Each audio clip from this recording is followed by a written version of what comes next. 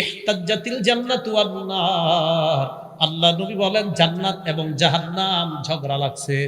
জান্নাত এবং জাহান্নাম ঝগড়া লাগার পর ক্বালাতিল জান্নাহ, জান্নাত বলল ইয়াদখুলুনি আদ-দুআফা ওয়াল মাসাকিন, আমার মাঝে দুর্বল অসহায় মানুষগুলা প্রবেশ করবে। জান্নাত বলল আমার মাঝে দুর্বল অসহায় মানুষগুলা প্রবেশ করবে। ওয়াকালাতিন নার, জাহান্নাম বলল ইয়াদখুলুনি আল জাব্বারুনা ওয়াল মুতাকাব্বিরুন, আমার মাঝে অহংকারীরা প্রবেশ করবে। জাহান্নাম বলল। আল্লাহ জান্নাতকে আর জাহান্নামকে ডাক দিলেন। ক্বালাল্লাহু তাআলা লিল জান্নাতি ওয়ান নার, প্রথমে আল্লাহ জাহান্নামকে ডাক দিয়ে বললেন আনতি আযাবি আনতাকিমু বিকি মিম্মান শিতু। আল্লাহ জাহান্নামকে ডাক দিয়ে বলে তুমি হলো আমার আযাব, আমি তোমার মাধ্যমে যার থেকে ইচ্ছা তার থেকে আমি প্রতিশোধ গ্রহণ করব। মুসলমান, আমি বারবার এই জায়গাটা পড়ি। আল্লাহ জাহান্নামকে ডাক দিয়ে কয় তুমি আমার আযাব, আমি তোমার মাধ্যমে যার থেকে ইচ্ছা তার থেকে প্রতিশোধ নিব। একবার চিন্তা করেন, এই কথা আমার আর আপনার ব্যাপারে যদি আল্লাহ বলে ফেলে,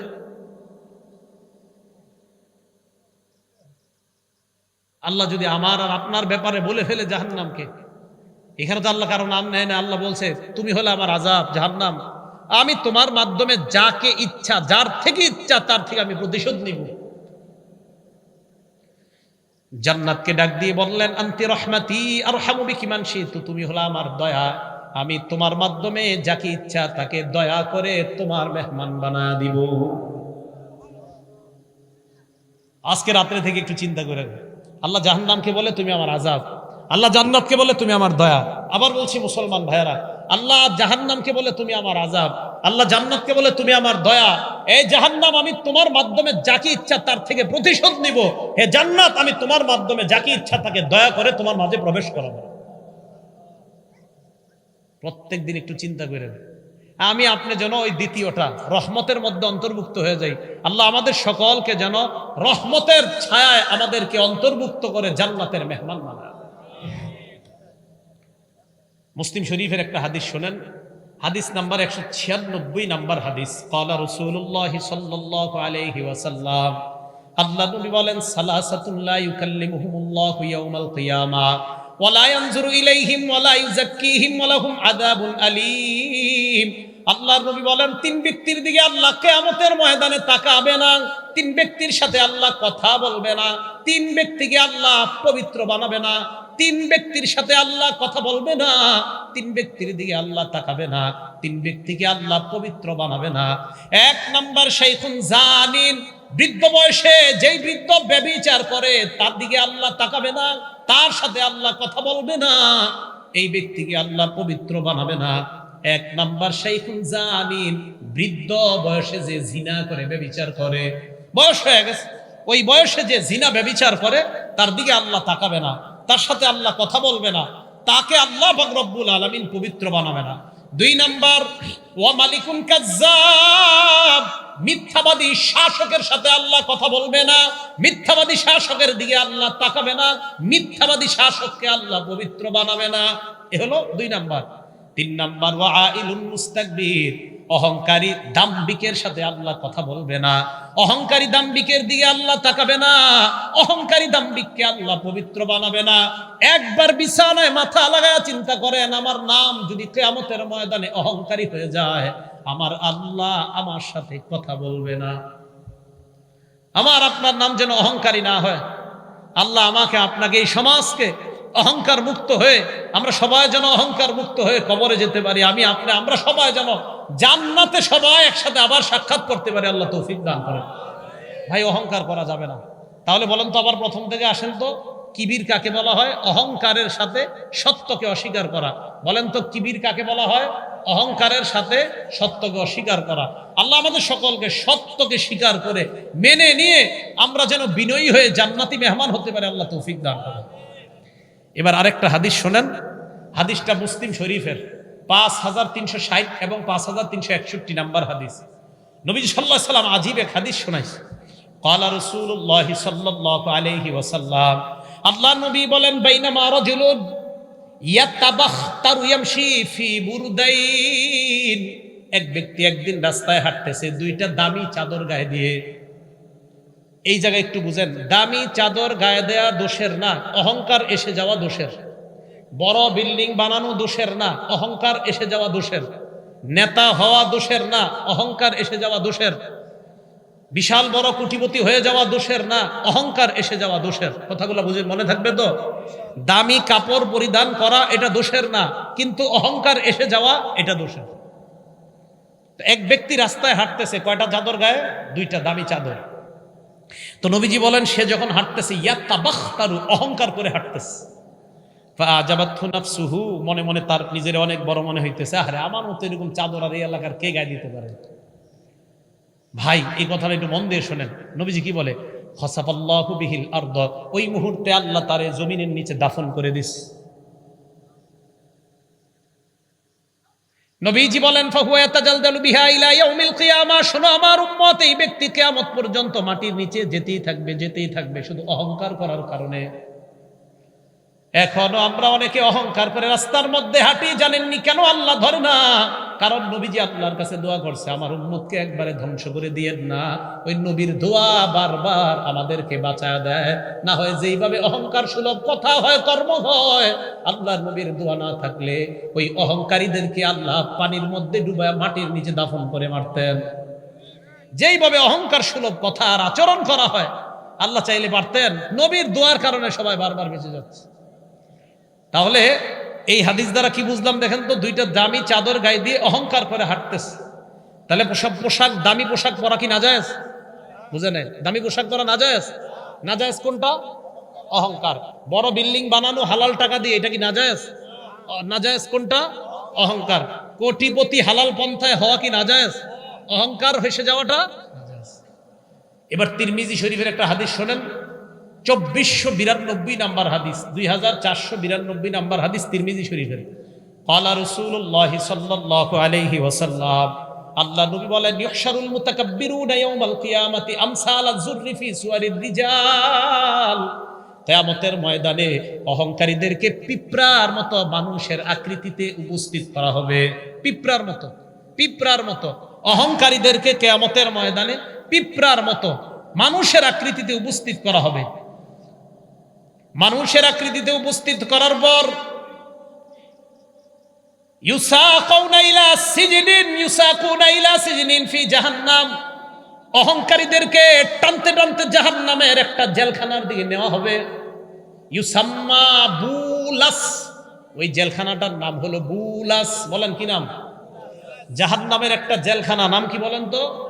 এই বুলাস নামক জাহান্নামের দিকে কাদেরকে ডেকে নেওয়া হবে? টেনে নেওয়া হবে অহংকারীদেরকে। আবার বলছি, নবীজি বলেন অহংকারীদেরকে কিয়ামতের ময়দানে পিঁপড়ার মতো মানুষের আকৃতিতে উপস্থিত করা হবে। এরপর তাদেরকে টেনে নেওয়া হবে জাহান্নামের একটা জেলখানার দিকে, যে জেলখানাটার নাম কি? বুলাস। এই বুলাস নামক জাহান্নামে তাদেরকে রাখার পর ইউসকাউনা মিন উসারাতি আহলিন নার তিনাতিল খাবাল, এই অহংকারীদেরকে জাহান্নামীদের রক্ত এবং পুঁজ দেওয়া হবে পান করার জন্য। বলেন নাউজুবিল্লাহ। এদেরকে পান করার জন্য দেওয়া হবে কি? জাহান্নামের পুঁজ। পানি রাখেন, এটা নেন, চা অন্য কাউরে দেন। জাহান্নামীদের পুঁজ এবং রক্ত অহংকারীদেরকে দেওয়া হবে পান করার জন্য। জাহান্নামীদের পুঁজ এবং রক্ত। তাহলে এবার বলেন তো, জাহান্নামীদের, আল্লাহ আমাদের সকলকে দাম্ভিকতা, অহংকার মুক্ত জীবন করে, টাকার অহংকার, পয়সার অহংকার, অর্থের অহংকার, স্বর্ণ রূপার অহংকার, জামা কাপড়ের অহংকার, সব ধরনের অহংকার থেকে বেঁচে সামান্য পরিমাণ অহংকার মুক্ত হয়ে যেন আমরা কবরে যেতে পারি, আল্লাহ তৌফিক দান করেন। এবার একটা কিতাব আছে ইমাম বুখারীর লেখা, আল আদাবুল মুফরাদ। ইমাম বুখারীর একটা কিতাবের নাম বুখারী শরীফ, আর একটা কিতাব আছে আল আদাবুল মুফরাদ। ইমাম বুখারীর আরো কিতাব আছে, এটার নাম তারিকুল কাবীর, এটা ইমাম বুখারীর লেখা। এই আল আদাবুল মুফরাদের 551 নাম্বার হাদিস। এই হাদিসের মধ্যে নবীজি বলেন, ক্বালা রাসূলুল্লাহ সাল্লাল্লাহু আলাইহি ওয়াসাল্লাম, আল্লাহর নবী বলেন, মান তাআজ্জামা ফি নাফসিহি, যেই ব্যক্তি মনে মনে অহংকার করে, আও ইখতালা ফি মাশিহি, অথবা হাঁটার মধ্যে অহংকারী প্রদর্শন করে। আবার বলছি, যেই ব্যক্তি মনে মনে অহংকার করে, বরত্ব করে, অথবা হাঁটার মধ্যে অহংকারী প্রদর্শন করে, হাঁটার সময় আজকে দিকে একটু চিন্তা ভাবনা করে হাঁটেন।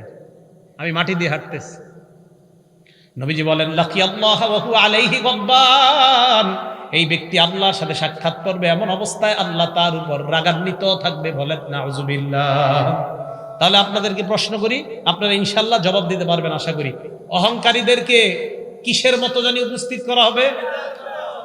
জেলখানাটার নাম পান করতে দেওয়া হবে রক্ত এবং পুষ। কি দেওয়া হবে? রক্ত এবং পুষ। যেই ব্যক্তি অহংকার করে হাঁটে এবং মনে মনে অহংকার করে আল্লাহর সাথে সাক্ষাৎ করবে এমন অবস্থায় আল্লাহ তার উপর কি থাকবে? রাগান্বিত। এই তো মাশাআল্লাহ আপনাদের বুঝে আসছে, আল্লাহ তার উপরে রাগান্বিত থাকবে। এই গেল অহংকারের হাদিসের আলোচনা। অহংকার তিন প্রকার। বলেন অহংকার কয় প্রকার? তিন প্রকার। এক নাম্বার আত্তাকাব্বুরু আলাল্লাহ, আল্লাহর সাথে অহংকার করা। দুই নাম্বার আত্তাকাব্বুরু আলাল মুরসালিন, নবীদের সাথে অহংকার করা। তিন নাম্বার আত্তাকাব্বুরু আলান নাস, মানুষের সাথে অহংকার করা। এক নাম্বার আল্লাহর সাথে অহংকার করা, দুই নাম্বার রাসূলদের সাথে অহংকার করা, তিন নাম্বার মানুষের সাথে অহংকার করা। এক নাম্বার আল্লাহর সাথে অহংকারের দৃষ্টান্ত সূরা নাজিআতের 24 নাম্বার আয়াতে আল্লাহ বলেন আনা রাব্বুকুমুল আ'লা। ফেরাউন জনগণকে কয় আমি তোমাদের বড় খোদা। এই জায়গায় ফেরাউন কার সাথে অহংকার করতেছে? ফেরাউন কয় আমি তোমাদের বড় খোদা। আর একটা মজার উদাহরণ দিলে আপনারা বুঝবেন। সূরা বাকারা 258 নম্বর আয়াত। কারো ঘরে বাংলা কোরআন, বাংলা অনুবাদের কোরআন শরীফ যদি থাকে, বাংলা অনুবাদ সহ অথবা তাফসির আছে, সূরা বাকারা 258 নম্বর আয়াতের অনুবাদ আর তাফসির যদি বাংলা থাকে পড়ে নেবেন, খুব মজা পাবেন। আল্লাহ বলে আলাম তারা ইলাল্লাযী হাজ্জা ইব্রাহিমা ফি রাব্বিহি আন আতাহুল্লাহুল মুলক। আপনি কি ওই ব্যক্তিকে দেখেন না যে ব্যক্তি ইব্রাহিম নবীর সাথে তার রবের ব্যাপারে ঝগড়া করছে? এই ব্যক্তি দ্বারা উদ্দেশ্য হলো নমরুদ। বলেন কে? চাটা খেয়ে ফেলেন, নষ্ট করেন না। আমি তো চা খাবো না ভাই, শুধু চা খেয়ে ফেলেন না। আল্লাহ পাক রব্বুল আলামিন বলেন আপনি কি ওই ব্যক্তিকে দেখেন না? চা নষ্ট করেন না, কাউকে দিয়ে দেন। আপনি কি ওই ব্যক্তিকে দেখেন না যেই ব্যক্তি ইব্রাহিম নবীর সাথে তার রবের ব্যাপারে ঝগড়া করছে? বলেন তো এই জায়গায় ওই ব্যক্তি দ্বারা কে উদ্দেশ্য? নমরুদ। এখন নমরুদ কি ঝগড়া করছে দেখেন। আন আতাহুল্লাহুল মুলক, আল্লাহ নমরুদকে রাজত্ব দিয়েছে। বিসমিল্লাহ, আল্লাহুম্মা লাকাল হামদু ওয়া লাকাশ শুকর। তো নমরুদকে আল্লাহ রাজত্ব দিয়েছে। এখন দেখেন ইব্রাহিম নবীর সাথে নমরুদের কথাবার্তা চলতেছে। ইব্রাহিম নবী কয় আপনি নিজেরে কি মনে করেন? কয় আমি নিজেরে খোদা মনে করি। নাউজুবিল্লাহ, আসতে বলেন। ইব্রাহিম নবী কয় কিভাবে এটা মনে করেন? নমরুদ কয় তুমি যে তোমার আল্লাহরে আল্লাহ মনে করো, কিভাবে বলো? ইব্রাহিম নবী কয় আমার আল্লাহ ইউহয়ী ওয়া ইউমীত, আমার রব আমার আল্লাহ মানুষকে জিন্দা বানায়, জীবিত আবার মৃত্যু দান করে। নমরুদ কয় তাই নাকি? মানুষকে জীবিত বানাইলে আবার মৃত্যু দান করলে তাকেই বুঝি রব বলা হয়? ইব্রাহিম নবী কয় হ্যাঁ, তাকেই রব বলা হয়। নমরুদ দুই ব্যক্তিকে গ্রেফতার করছে, করার পর একজনকে নমরুদ হত্যা করছে, আরেকজনকে কিছুদিন বন্দি রেখে ছেড়ে দেওয়ার পর ইব্রাহিম নবীর কয় এই যে আমি একজনকে জিন্দা করলাম আরেকজনকে মারলাম, তার মানে আমিও রব। কথা বুঝে আসছে সবার?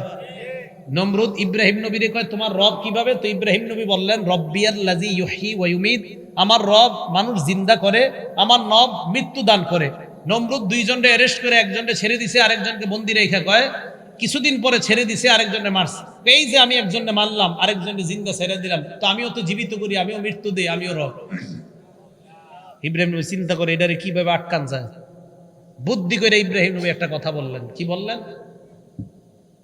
ইব্রাহিম নবী বললেন তার মানে আপনি যদি রব হন, বুঝে নিলাম আপনি একজনকে জিন্দা ছেড়ে দিলেন আর একজনকে আপনি মৃত্যু দিলেন। এবার আমি আপনাকে বলি ফাইন্নাল্লাহা ইয়াতি বিশ-শামসি মিনাল মাশরিকি ফাতি বিহা মিনাল মাগরিব, আমার রব আল্লাহ প্রত্যেক দিন সূর্যটা পূর্ব দিক থেকে উঠায়, আগামীকাল আপনি পশ্চিম দিক থেকে উঠান।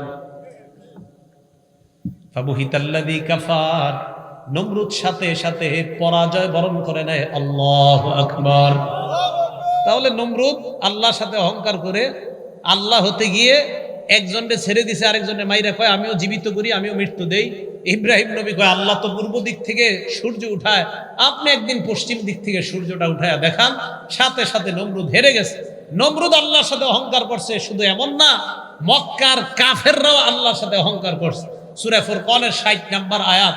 আয়াতটা আমি বলছি না সিজদার আয়াত, আয়াত বললে আপনাদের সবার উপর সিজদা ওয়াজিব হয়ে যাবে, তাই আয়াতটা বলছি না, অনুবাদটা বলছি। আল্লাহ পাক রব্বুল আলামিন বলেন, যখন তাদেরকে বলা হলো তোমরা রহমানকে সিজদা করো, তারা বলল রহমান আবার কি? তারা কি বলল? রহমান আবার কি? আরে তোমার কথায় কি আমরা রহমানকে সিজদা দিব? এটা হতে পারে না। তারা আল্লাহর সাথে অহংকার করলো। অহংকার 3 প্রকার। 1 নম্বর আল্লাহর সাথে অহংকার করা। আল্লাহ আমাদের সকলকে এই জাতীয় কথাবার্তা যেগুলো আল্লাহর সাথে অহংকার হয়ে যায়, এগুলা বলা থেকে যেন বেঁচে থাকতে পারি, মুখকে হেফাজত করতে পারে, আল্লাহ তৌফিক দান করুন। 2 নম্বর রাসূলদের সাথে অহংকার করা। সূরা মুমিনুনের 47 নম্বর আয়াতে আল্লাহ বলেন, ফাকালু আনুমিনু লিবাশারাইনি মিসলিনা ওয়া কওমুহুমা লানা আবিদুন। মুসা নবী আর হারুন নবী দাওয়াত দেওয়ার পর ফেরাউন এবং তার সম্প্রদায় কয়, আনুমিনু লিবাশারাইনি মিসলিনা, আমরা কি আমাদের মতো 1-2 মানুষের উপর ঈমান আনবো?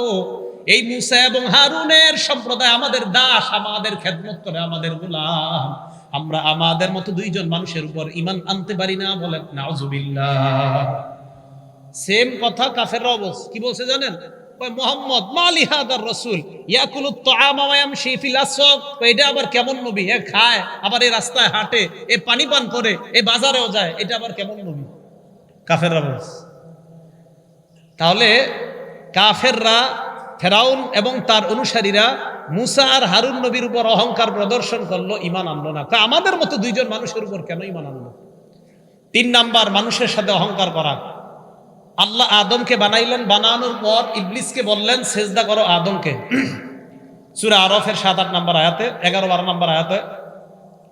তো সেজদা করার কথা বলার পর ইবলিস অস্বীকার করলো, আমি সেজদা করব না। আল্লাহ বললেন, ক্বালা ফাহবিত মিনহা, তুমি জান্নাত থেকে বের হয়ে যাও। ফামা ইয়াকুনু লাকা আন তাতাকাব্বারা ফিহা, জান্নাতের মধ্যে অহংকার করার কোনো অধিকার নাই। ফাখরুজ মিনহা ইন্নাকা মিনাস সাগিরিন, তুমি জান্নাত থেকে বের হয়ে যাও। জান্নাত অহংকার করার জায়গা না। এবার দুনিয়ার মধ্যে মিলান, বলেন তো জান্নাত কিসের জায়গা না? ইবলিস অহংকার করার কারণে আল্লাহ কয় জান্নাতের মধ্যে অহংকার করার কোনো অধিকার নাই। মুসলমান, জান্নাত অহংকারের জায়গা না। অহংকার দিলের মধ্যে থাকলে ওই ব্যক্তিও জান্নাতে জায়গা পায় না।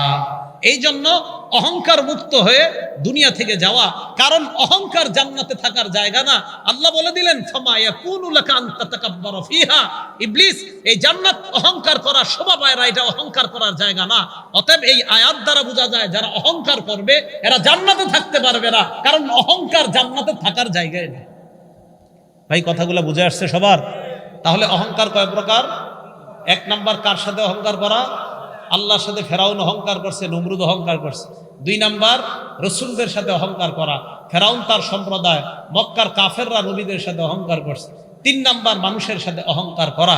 এই অহংকার তাদের ব্যাপারে আল্লাহ বলেন, ইন্নাল্লাহা লা ইউহিব্বু কুল্লা মুখতালিন ফখুর, নিশ্চয়ই আল্লাহ প্রত্যেক দাম্ভিক অহংকারীকে পছন্দ করে না। আমরা সবাই যেন অহংকার মুক্ত ভাবে আমাদের হৃদয়গুলোকে সাফ করে, দিল থেকে অহংকার হিংসা পরিপূর্ণ সাফ করে আমরা পরিপূর্ণ খাঁটি মুমিন হয়ে যেন কবরে যাইতে পারি। আল্লাহ তৌফিক দান করেন।